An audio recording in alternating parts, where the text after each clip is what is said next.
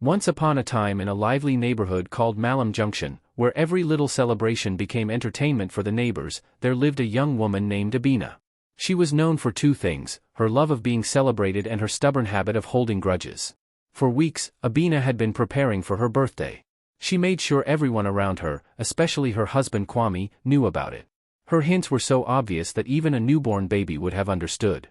In the evenings, she would sit close to Kwame, clear her throat dramatically, and say, "My dear, you know birthdays come only once a year. It would be very wicked if someone forgot mine." Sometimes she added, "I don't need much, just a small cake, one fine wig, and maybe a love song with trumpets." Kwame would nod absent-mindedly, pretending to listen, while his eyes stayed glued to his phone, either reading football news or laughing at funny memes. Finally, the long-awaited day arrived. Abina woke up early, wore her brightest gown, styled her wig like a queen's crown, and sat elegantly, waiting for her royal treatment. She expected Kwame to wake up singing, "Happy birthday, my beautiful wife," maybe followed by balloons or a small cake with a candle on top. But Kwame, oh, that man, opened his eyes, yawned so wide that even the mosquito net trembled, then walked straight to the bathroom without saying a single word to her.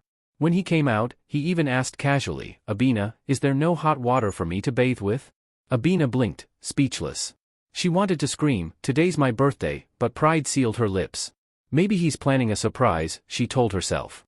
At breakfast, Kwame hummed a church song while eating bread and tea. Then he picked up his bag and got ready for work. Still nothing. Abina looked at him sharply, raising her eyebrows so high they nearly touched her wig. Smiling sweetly, she asked, "My dear, don't you feel like something is missing today?" Kwame scratched his head. "Missing? Ah yes, the sugar in this tea. You didn't add enough. Next time, put more. And please, make pounded yam for me before I return." Abina nearly fainted. She watched him stroll out, waving at neighbors as if the most important day of the year didn't exist. Her heart boiled like beans left too long on the fire.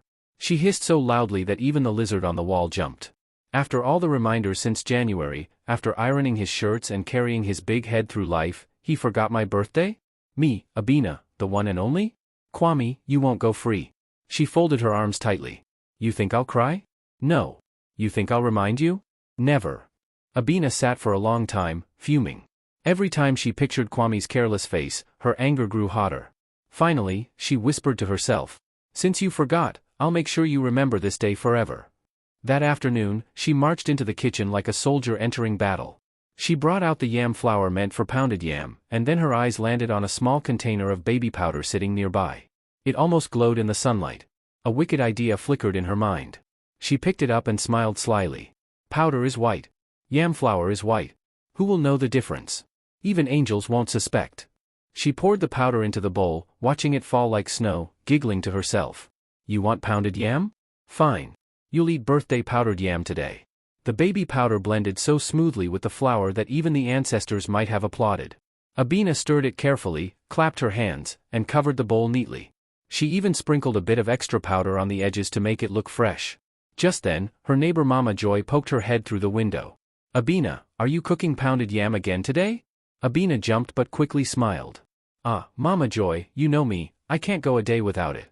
Mama Joy sniffed the air. I hope that husband of yours buys you a birthday gift. Men can be forgetful. Abina smiled faintly. He's already planned something. Don't worry. But as soon as Mama Joy left, Abina hissed, Plan what? He planned embarrassment for me. Let me plan C for him. She began cooking okra soup, and as the smell filled the house, she smirked like a cat watching a trapped rat. She imagined Kwame sitting proudly, eating, then suddenly choking as powder burst everywhere. The image made her laugh so hard she bent over her spoon. Today, Kwame will learn to respect me, she said proudly.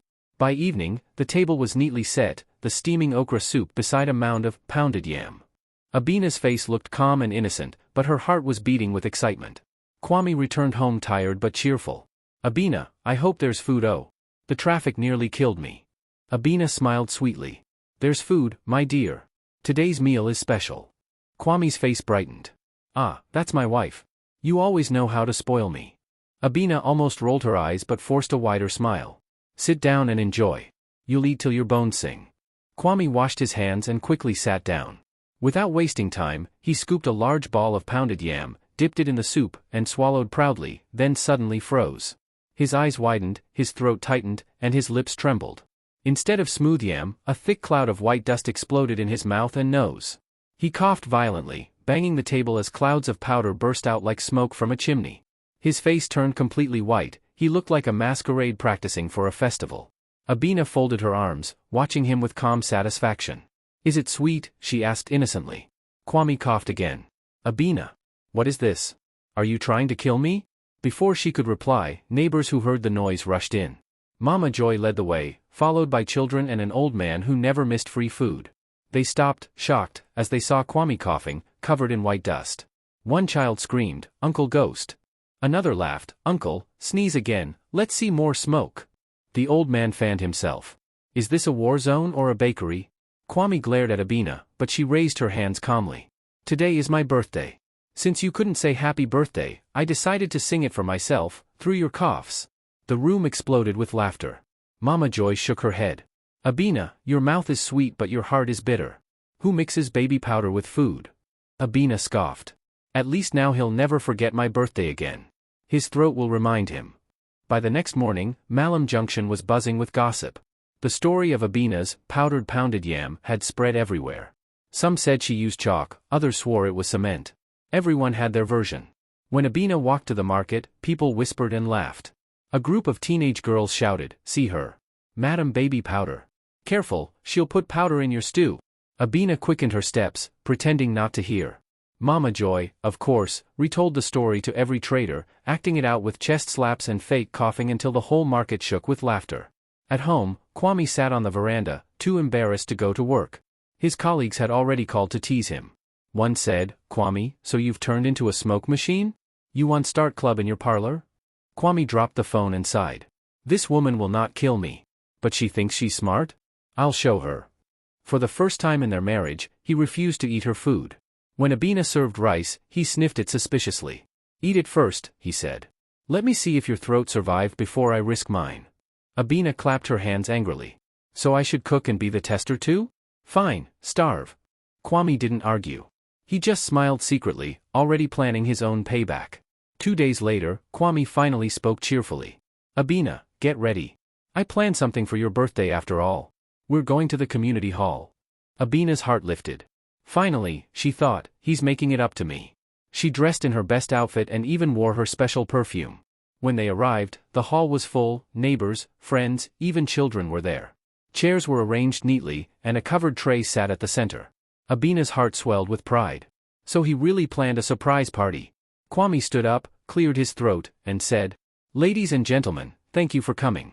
Today we celebrate my wife, Abina, who gave me the most unforgettable birthday experience of my life. I almost died, but at least she made sure I'll never forget a date again." The crowd laughed. Abina smiled nervously, not knowing what was next. Kwame continued, "So, in her honor, I present the official birthday cake of Madam Baby Powder." He pulled off the cover, and everyone gasped before bursting into uncontrollable laughter. It wasn't a real cake at all. It was a mound of pounded yam dusted heavily with icing sugar, with a candle stuck on top. The hall shook with laughter. Men clapped their knees, women held their stomachs, and the children jumped shouting, "Pow cake! Pound cake!" Abina's face turned red. She shouted, "Kwame! Congratulations, you've disgraced me." Then she stormed out as the hall echoed with laughter. By the next morning, the story of the powder cake party had spread farther than ever. At the barber shop, men laughed and called Kwame a genius. In the market, women reenacted the scene, singing, "Come and cut your powder cake, Madam Abina." Even the pastor mentioned it during Sunday service. "Wives, don't turn your kitchen into a revenge zone," he warned, and everyone looked straight at Abina. At home, Kwame walked around proudly, while Abina sulked in silence, avoiding people's eyes. The laughter still followed her everywhere. One evening, Mama Joy came by with a bowl of soup. She patted Abina's shoulder and said kindly, "My daughter, revenge may feel good for a moment, but it stains your name forever. Look at you now, you wanted to punish Kwame, but you ended up punishing yourself." Abina sighed deeply. She knew Mama Joy was right. Kwame came to sit beside her quietly. After a long silence, he said softly, "Abina, if you wanted me to remember your birthday, you could have just told me. I was careless, yes, but powder won't fix a marriage. Next year, remind me with love, not poison." Abina's lips trembled. She turned her face away, pretending dust had entered her eye. A tear slipped down. "Fine," she muttered, "next year, no powder." And from that day on, she learned that malice may taste sweet at first, but its bitterness lingers far longer than you expect. Thank you for reading. If you enjoyed the story, share your thoughts in the comments, give it a thumbs up, and share it with your loved ones. Stay blessed and look out for more stories to come. The sun had barely risen over Mallam Junction, but the little town was already alive with its usual noise. Roosters crowed, hawkers shouted, and neighbors exchanged morning greetings over half fences. Yet inside Abina and Kwame's compound, a strange quietness lingered. Abina sat on the veranda, dressed neatly in a plain wrapper and blouse. Her once bubbly spirit seemed to have deflated like a forgotten balloon. She stared blankly at the small pot of flowers she had planted months ago, back when life still felt playful. The laughter of children outside drifted into the compound, carrying the memory of her humiliation, the day she became Madam Baby Powder. For weeks, she couldn't step out without someone bringing up the incident. The gossip had spread beyond their neighborhood, traveling like wildfire through markets, churches, and even taxi parks. Some people laughed kindly, others mocked cruelly. The words followed her everywhere. Abina, any powder in your stew today? Madam Powder Cake, how's your husband's throat? At first, she tried to fight back, answering with sharp words and defiant looks. But eventually, she grew tired. No matter how much she hissed or shouted, the laughter never stopped. Slowly, she began to realize that anger could not erase shame, it only fed it. Kwame, for his part, was not as triumphant as he pretended. Yes, his revenge had been clever, and yes, the laughter of the community had soothed his bruised pride. But each time he looked at Abina's tired eyes, guilt tugged at his chest. He had humiliated his wife in front of everyone. What had started as a joke had turned into a wound neither of them knew how to heal. For days, they lived like polite strangers, speaking only when necessary. Abina cooked in silence, and Kwame ate quietly, often complimenting the food out of guilt, even when it was plain. He noticed how she no longer hummed while cooking or laughed at her favorite radio programs. One night, as the power went out and the room filled with the soft hum of crickets, Kwame turned to her. Abina, he began softly, do you still hate me? She didn't answer at first. The candlelight flickered across her face, revealing both anger and sadness. I don't hate you, she said at last. I hate what we've become. Two people living under one roof, talking only about food and chores. Is that marriage? Kwame sighed deeply. You're right. I let pride control me. I should have apologized sooner. Abina looked at him sharply. And I should never have done what I did. I nearly poisoned you because of a forgotten birthday. That's not love either. The silence that followed was heavy, but it wasn't the same as before. This one felt healing. The visit from Mama Joy. A few days later, Mama Joy, their ever-curious neighbor, came knocking with her usual loud voice. Abina. Kwame. Are you people still quarreling or can we laugh together now? Kwame chuckled quietly while Abina rolled her eyes. Mama Joy entered with a basket of fresh vegetables. I brought you okra. I don't want any powdered surprise next time you cook, she said teasingly. Everyone burst out laughing. It was the first genuine laughter to fill the house in weeks. Mama Joy's presence had a way of softening hearts. Do you know, she continued, people still talk about your powder story in the market? But don't worry. They'll soon find a new gossip. Maybe someone else will give their husband soap instead of salt. Abina smiled for the first time in days. Ah, Mama Joy, you have no mercy, she said playfully. Mama Joy wagged her finger. My daughter, life is too short for malice. Today, people laugh at you. Tomorrow, they'll laugh at someone else. Just make sure you learn something from it. Abina nodded thoughtfully. That night, she wrote something in her small notebook. When pride cooks the meal, everyone ends up eating regret. A month passed. Slowly, things began to change. Kwame made more effort, helping her in the kitchen, buying small gifts, and even learning to set reminders for birthdays and anniversaries. One Saturday morning, Abina heard the sound of laughter outside. Curious, she peeped through the curtain and saw Kwame surrounded by neighborhood children. He was telling them stories, animated, lively, with gestures that made them squeal with delight. Abina couldn't help but smile. For the first time, she saw the man she had fallen in love with years ago, before life's routine dulled their affection. She stepped outside, carrying a tray of chilled zobo. Here, she said softly, offering him a cup. Kwame looked surprised. Ah, no powder inside, he teased. She giggled. Just zobo and forgiveness. The children clapped and laughed, and for the first time, the nickname Madam Baby Powder no longer stung. The market gossip fades. By mid-year, Mallam Junction had found new stories to gossip about: a landlord who chased a tenant with a cutlass, a pastor's wife who fainted during choir practice, and a wedding that ended before the reception. Abina's name finally began to fade from the gossip lists. Still, the incident left a lasting impression on her. At the market, she noticed how some women looked at her differently, not with mockery anymore, but with a kind of admiration. She had become a lesson in humility. One afternoon, a younger woman approached her shyly. "Auntie Abina," she said, "I used to laugh at your story, but now I understand. My husband forgot our anniversary last week. I almost did something stupid too. But I remembered you and stopped myself." Abina smiled kindly. "Good. Learn from my mistake. Sometimes the best revenge is silence." The next year came quickly.